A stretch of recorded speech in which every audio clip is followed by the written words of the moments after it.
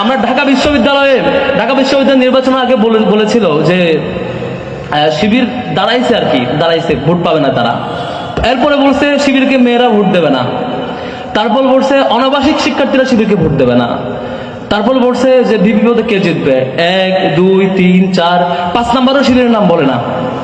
আপনারা তো দেখেছেন আলহামদুলিল্লাহ, আল্লাহ আমাদেরকে নাকি 1, 2, 3, 4, 5 নাম্বারও তালিকায় রাখার যোগ্য না। সেখানে আলহামদুলিল্লাহ আল্লাহ আমাদের প্রার্থীদেরকে, আমাদের সংগঠনের ভাইদেরকে নিরঙ্কুশভাবে বিজয় দিয়েছেন। আমরা আমাদের ক্যাম্পাসে মাদক, টেন্ডারবাজি, চাঁদাবাজির আশ্রয় রাখি নাই, নির্মূল করে ফেলেছি একেবারে। আমরা ঘোষণা দিয়েছি এই ক্যাম্পাসে কোনো ধরনের চাঁদাবাজি চলবে না। আগামীতেও এটার প্রতিফলন আমরা পুরো বাংলাদেশে দেখতে চাই। আপনারা কি চান আপনাদের এই বাজারে চাঁদাবাজি চলবে? আপনারা কি চান আপনাদের শিক্ষা প্রতিষ্ঠানগুলোর শিশু কিশোররা নষ্ট হয়ে যাক?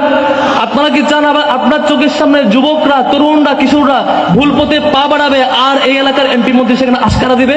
এটা কি চান? নিশ্চয়ই চান না। আমরা এটার জন্য এবারের জবাবটা দিতে চাই। আমরা বহুবার দেখেছি, আমরা বারবার প্রতারিত হয়েছি।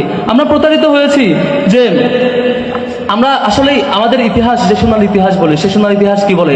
ওমর রাদিয়াল্লাহু তাআলা আনহু বলছিলেন আফসোস করে যে ফুরাতের ওপারে যদি কোনো প্রাণী না খেয়ে মারা যায়, আমি উমরকে আল্লাহ বোধ হয়, আল্লাহ আমাকে ধরবেন, এটার জন্য আমার পেরেশানি হয়। ওমর রাদিয়াল্লাহু তাআলা আনহুকে প্রশ্ন করা হচ্ছিল যে আপনার যে জামা দেখা যাচ্ছে, গায়ে যে জামা, যে পরিমাণ গনিমত আমরা পেয়েছি, আপনার জামা ডাবল হওয়ার কথা না।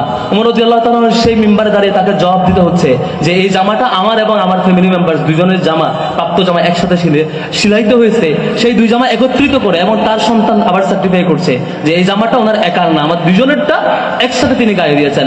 আমরা আগামী দিনে সেই এমপি চাই যে এমপি তার সম্পদ দেখাতে পারবে যে আমি সম্পদ আগে কি ছিল এবং 5 বছর এমপিগিরি করার পর তার সম্পদ কি আছে এখন।